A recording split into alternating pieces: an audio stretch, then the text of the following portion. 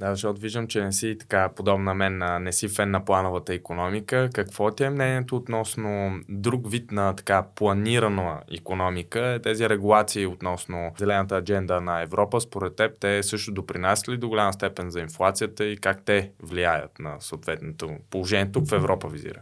Всъщност в Европа икономическите прогнози се смесиха с метеорологичните такива. Зимата е изключително мека, навън 20 градуса, тя почти отмина и в крайна сметка това е нещо, което спаси европейската икономика от влизане категорично в рецесия през началото на 2023 година. Съответно, немската икономика като най-голяма и движеща сила в момента се колебае. Но честно казвам, когато имаш 10% инфлация и 0% растеж, защото стагфлацията не е нещо, което нали, е по-хубаво от рецесията и че няма никакво значение дали си в стагфлация или в рецесия по отношение на икономиката. Да, тъй като мекото време и метеорологичната прогноза дава още сили на тази утопия, зелена утопия, която, честно казано, предизвиква до голяма степен несигурността, енергийната несигурност в Европа и съответно допринася и за инфлацията и за лошите икономически явления. Ако погледнем всъщност какви са данните за инфлацията, не само в България, но навсякъде в Европейския съюз, то намаляването на нейното ниво се дължи изцяло на намаляването на цената на енергийните ресурси.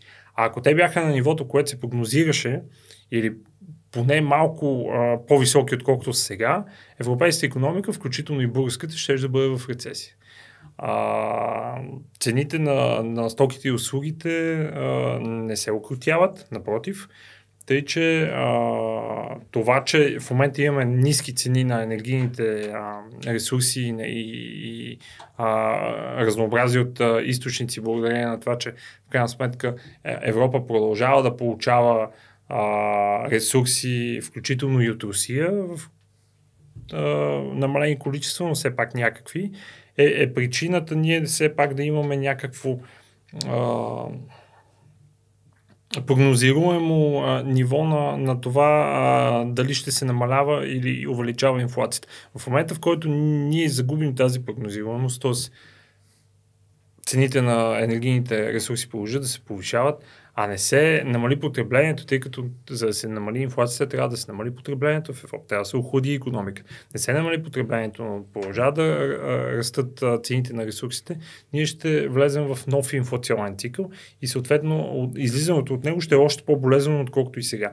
В Европа вече се усеща тази болка.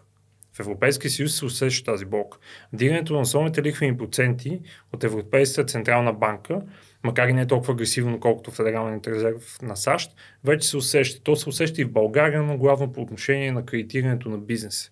Много по-трудно и много по-скъпо вече е кредитирането на бизнес. На домакинствата все още не е толкова. Но дигането на трите основни лихвени процента и най-вече рефинансиращата компонента, която интересува главно хората, все още не се е отразила в България, но в много европейски държави се отразява. И когато говорим за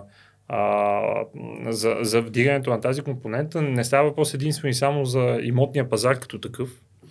Цените на имотите от това, че в крайна сметка кредитирането на ипотечното кредитиране всъщност се оскъпява, но и цялата индустрия, която следва това нещо, тя също ще бележи спадове и съответно това ще се отрази локално, не бих казал глобално, на Европейския съюз в доста сериозно отношение.